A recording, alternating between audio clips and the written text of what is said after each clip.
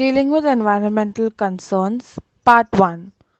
Introduction. Atmosphere, water, and soil are the most important components of the environment in which we live. Atmospheric factors like rainfall, humidity, temperature, sunlight, etc., have a profound effect on living of various organisms. Proper environmental conditions are essential for survival of life on Earth. In recent years, with the development of science and technology, industrialization, urbanization, development of transport and communication, factors of environment are getting adversely affected and have created a threat of destruction of the environment. Human activities are considered as serious threats arising from environmental degradation. Number of plants and animals are getting extinct because of the loss of their habitat by increasing population and generation of pollutants in the environment. Some scientists have estimated that 50% of presently existing species of various plants and animals may become extinct by 2100. Threat to environment from extinction of species. The major threat to environment in the next century is the mass extinction of plants and animals. The rapid disappearance of a number of species is considered as one of the Earth's environmental worries, which is a more serious problem than pollution, global warming, and the depletion of the ozone layer. Many biologists believe that the rate at which mass extinction is going on, 20% of the living species are likely to disappear within 30 years by human activities such as deforestation and loss of habitat for animals. Extinction. In ecology and biology, extinction is the end of an organism or group of organisms, normally a species. A species become extinct when the last member dies. Today, man has made tremendous progress in his standard of living, health, education, security, and availability of quantity of food, comfort, mobility, recreation, and sports. But ill effects of these developments are often not seen because they happen slowly, unnoticeably, and invisibly. Some of the threats to the environment are as follows. Threats to atmosphere and water cycle are climatic changes, rise in sea level, and atmospheric pollution. Threats to the land and soil, soil erosion, species diversity, and overexploitation of water. Threats to humans, health, food, water, shelter, recreation, etc. Habitat loss. Habitat loss is the process by which a natural habitat is damaged or destroyed to such an extent that it is no longer capable of supporting species and ecological communities which naturally occur there. Habitat loss in terrestrial ecosystem is because of the following factors. Human activities. Habitat loss may be directly by human activities which involve clearing of the forest land for activities such as agriculture, mining, construction of dams for irrigation, hydroelectric power, and urbanization, and indirectly by certain human activities which are responsible for air and water pollution, climate change, and introduction of invasive species. Natural factors. Habitat loss also occurs because of some natural factors such as earthquakes, volcanic eruptions, flood, and fluctuations in climatic condition. Rapid growth of population. Habitat loss is increasing day by day with rapidly growing human population. As population increases, man uses more land for agriculture and settlements, which leads to encroachment on the neighboring forest and habitat loss of birds and animals. Habitat loss in aquatic ecosystem.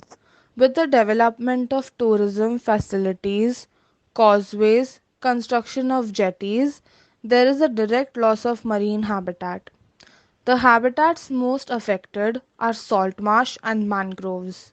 In addition to this, development of ports, dredging, and dumping, etc., are responsible for habitat loss in coastal areas. Impact on mangroves. Mangroves are important habitat and food source for a number of aquatic species. Today, mangroves are threatened for firewood, being converted into shrimp farms and reclaimed for housing development of industries. Pollution. Most of coastal coral reefs have degraded severely due to runoff pollution, water from the land. Oil spills. Oil from offshore drilling, storage tankers, pipeline, ships, etc. flow from the surface where it harms to species living within its reach. Impact of habitat loss. A. Habitat loss and human population. The destruction of tropical rainforest is responsible to reduce the Earth's ability by to produce oxygen and consume carbon dioxide. Thus, there is an increase of carbon dioxide levels, which is one of the most important factor responsible for global climate change. B. Due to destruction of habitat of birds and animals, aesthetic uses such as birds watching, recreational uses like hunting, ecotourism, etc., are declining.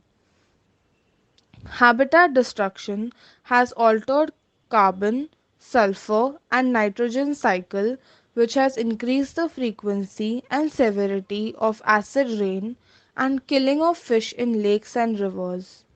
D. Effect on rural population. All over the world, poor people suffer the worst when natural habitat gets destroyed as it results in availability of less natural habitat and less means of natural resources per capita. The greatest threat to organisms and biodiversity is the process of habitat loss. Today, large number of bird species and animal species are significantly threatened by habitat loss. Protection of habitat. To protect habitat of many plants, birds and animals, government bodies at local, national and international levels need to emphasize the following: protecting remaining natural habitats from human encroachment, educating people about the importance of natural habitat and biodiversity, implementing family planning programs in area where there is rapid growth of population, developing technology to increase agricultural production, then simply increasing fatal land under agriculture. Degradation of environment. Degradation of environment is the deterioration of environment through the depletion of resources such as air, water, and soil, the destructions of ecosystems, and extinction of wildlife. The degradation of environment is defined as any change or disturbance to the environment perceived to be undesirable. The United Nations International Strategy for Disaster Reduction defined environmental degradation as the reduction of the capacity of the environment to meet social and ecological objectives and needs. Climate change. The recent phenomenon of global warming is also considered to be a major factor in the degradation of environment. Climate change and temperature. Climate change affects the Earth's water supply in a large number of ways. It is predicted that the mean global temperature will rise in coming years due to a number of forces affecting the climate. The amount of CO2 will rise. Both of these will influence water resources since evaporation strongly depends on temperature and moisture availability. Snow season. Temperature increase can decrease the length of snow season in winter and increase the intensity of snow melt in warmer seasons. leading to peak runoff of snowmelt earlier in the season, affecting soil moisture, flood, drought risk, etc. Thermal expansion of water. Thermal expansion of water and increased melting of oceanic glacier from increased temperature gives rise to the sea level. Impact on ecosystem. Increase in water temperature can also affect ecosystems greatly because of a species sensitivity to temperature and also in inducting changes in a body of water self purification from decreased amount of dissolved oxygen in the water due to a rise in temperature. Climate change and precipitation. While most of the attention about climate change is directed towards global warming and the greenhouse effect, some of the most severe effects of climate change are likely to be from changes in precipitation, evapotranspiration, runoff, and soil moisture. It is generally expected that on average, global precipitation will increase, with some areas receiving increases in precipitation and some decrease. Floods and droughts. Changes in precipitation affect the timing and magnitude of floods and droughts, shift in runoff processes, and alter groundwater rates. Changes in vegetation pattern. Vegetation patterns and growth rates will be directly affected by the shift precipitation amount and distribution. It will also affect agriculture as well as natural ecosystems. Monster rains. Rainfall has become heavier almost everywhere in the world. In some areas, a single rain may drop up to 2 tiers of rainfall in a single day. Such monster rains destroy lowland infrastructure while killing tens and thousands of people. For example, Bangladesh in 1991, Hurricane Andrew in 1992, Cyclone Mitch in 1998, cloudburst in Mumbai in 2004, etc. Some locally relevant case studies of environmental disasters.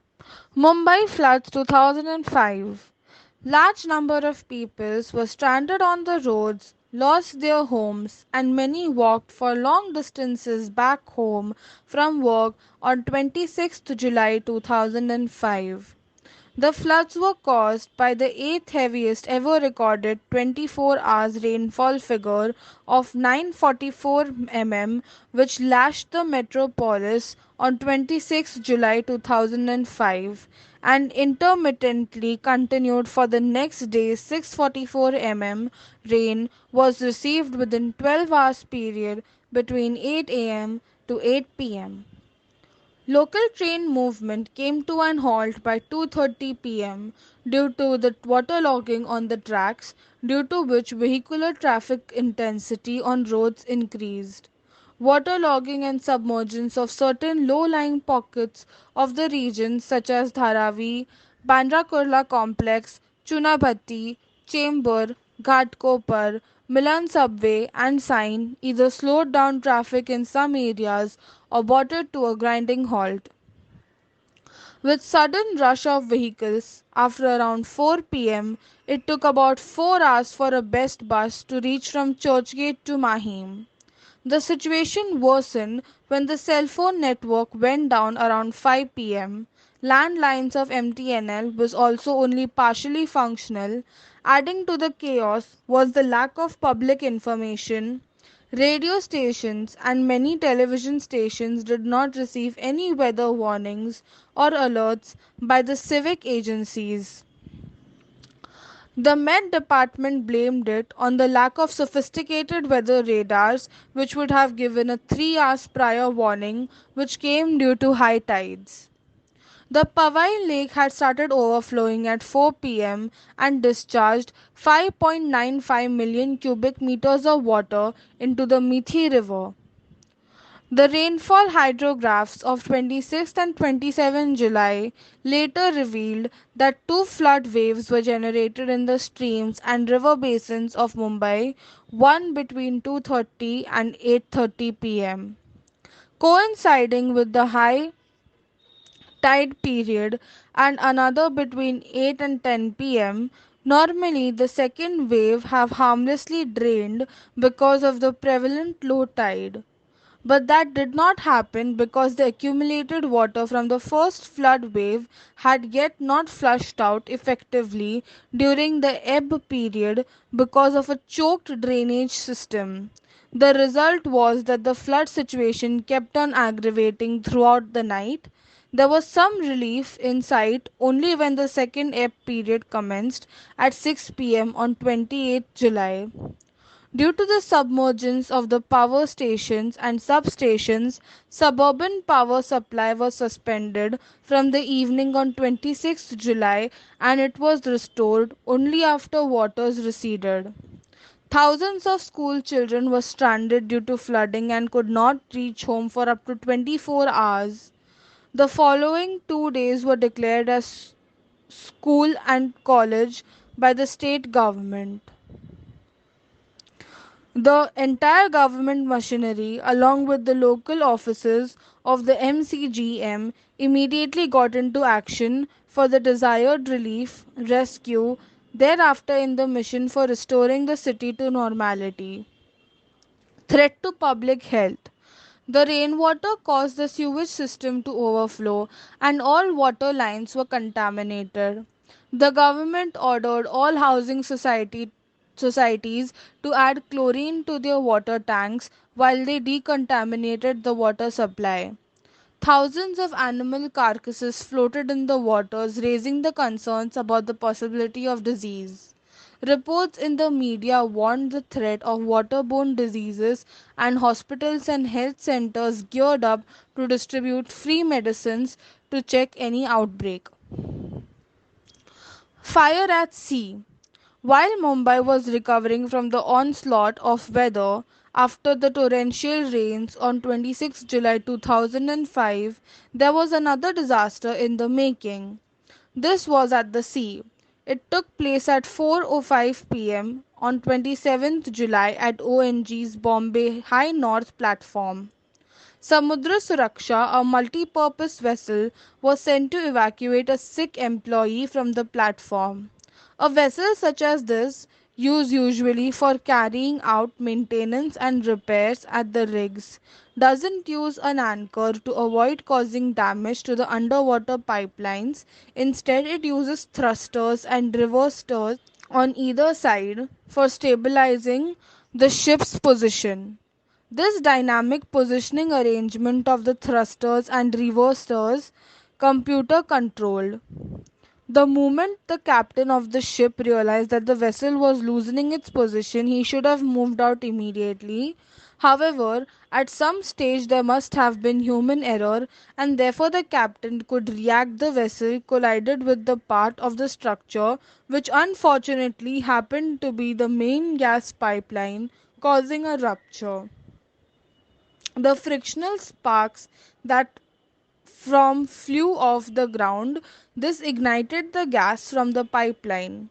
This resulted in serious gas leakage engulfing the platform and the vessel in a major inferno. The question was asked why a vessel had to be sent to pick up a sick employee when a helicopter could have easily done this. ONGC's answer is that the choppers were mostly grounded due to the heavy rains. The only way they could have evacuated the employee was by one of these vessels, which in this case happened to be Samudra Suraksha. The accident had happened, acquired a huge proportion. The trouble with disasters is that they come without a warning, and the oil industry is known to be a very high risk industry. A fortunate aspect of this disaster is that out of 355 employees at sea, 348 were rescued in no time. Of course, the death of 10 employees is no doubt tragic, and there is a concern over fate of the 11 others who are still missing. But one striking aspect of the whole disaster is still the contrasting manner in which it was managed. Because of heavy rains and flooding in Mumbai, there were serious difficulties in monitoring the rescue operation from the ground. In fact, ONGC's offices at Bandra East were completely flooded, and the company had difficulties initially in establishing even the control room. The September 29, 1993 Killari earthquake in central Maharashtra. Most of the world's seismicity is concentrated along the plate boundaries. However, a significant number of earthquakes, including some large and damaging ones, do occur within the plates. Our understanding of intratonic seismogenesis and the hazard it entails is poor, in part because data is scarce. In 1993, Killari earthquake in the central peninsular India is the latest intratonic event to be responsible for a large disaster. The positive side of this is traded that it will provide new insights into geologic engineering and cultural factors that control the distribution and degree of damage, which will aid in turn the development of some more effective hazard reduction for peninsular India. India report summaries are observations during a 10-day investigation of the 1993 Killari earthquake. Several aspects of the earthquake were investigated, ranging from the surface rupture and the related deformation of the pattern of damage to engineered and traditional structures. Finally, the rescue and reconstruction efforts following the earthquake hazard brought out important issues that are generally briefly discussed. In some building, the traditional heavy clay roof was supported on a frame of wood posts and beams. In most cases, the timber columns continued to hold the roof together while the walls collapsed generally outwards from the timber frame, saving the life of many occupants. Emergency response. The affected knows only natural disaster is drought, hence the earthquake took people and administration by surprise. It took 2 to 4 days to effectively organize rescue and relief operations. Of all the villages devastated by the quake, only the village of Killari had a wireless connection, while the district police headquarters at Latur. Within minutes, the information about the devastation in Killari was conveyed to Latur and from there to the state headquarters in Mumbai. Immediately, about 20 policemen stationed at Osa, 28 kilometers from Killari, rushed to Killari, followed by a district collector. About 50 policemen were also dispatched from Latur. Immediate search and rescue was conducted by the survivors and limited police rescue teams. As the day progressed, information about equally severe devastation from nearby villages started reaching Killari. By early morning, that is 1st October, the Indian Army took the task of search and rescue. By the afternoon of the day of the earthquake, many curious onlookers had arrived in the area, which led to traffic jam and hampered the task of search and rescue. On October 2, entry to the affected area was controlled to allow entrance only to government personnel and members of volunteer organizations. The task of search and rescue became extremely difficult due to the heavy rains which immediately followed the earthquake and the enormous quantities of the rubble. In places, 2 to 3 meters of rubble has to be removed to extricate the bodies. The narrow village streets were choked by fallen rubble, which further hampered rescue operations. Mass cremations that were held on the first 2 days after the earthquake were done without adequate record keeping, which led to confusion about the actual number of deaths. At one time, the newspapers reported up to 3,000 dated. Later, it was discovered that up to 9,000 fatalities actually occurred. Recovery. Medical aid. The number of injured in Maharashtra was about 15,500. About 50 mobile teams of doctors were working. About 125 beds in civil hospitals at Latur had to convert in nearby school into a hospital ward to care about 300 indoor patients. On the other hand, The Rural Medical College and Hospital at Ambejogai, which is 60 kilometers from Latur, had 510 beds capacity. Food and water. Cooked food was provided in the affected villages during the first fortnight by a large number of voluntary agencies and the army. After 15 days of community kitchens were closed. Enough rations and other provisions to last a month were provided to the people, requiring them to cook their own food. After earthquake, water was trucked into the region, genuinely reached the village, which was assigned a truck. Drinking water was supplied regularly by water storage tanks, which were donated by UNICEF Care, which were used for storing water in villages. Resettlement and housing. A large number of villages which were totally destroyed are being relocated to places far away. Every affected family will be provided a housing unit with a covered area of 20, 40, or 60 square meters and an open area of 15 to 45 square meters for animal shelters. Communication. An excellent communication network was set up after the earthquake. Initially, a number of HAM sets were called in. In Latur, solar powered satellite communication towers were installed in most of the bigger villages. Unit end questions. Explain the extinction and state the threats to the environment from the extinction of plants. Define the term habitat loss and discuss its impact. Discuss climate change in detail.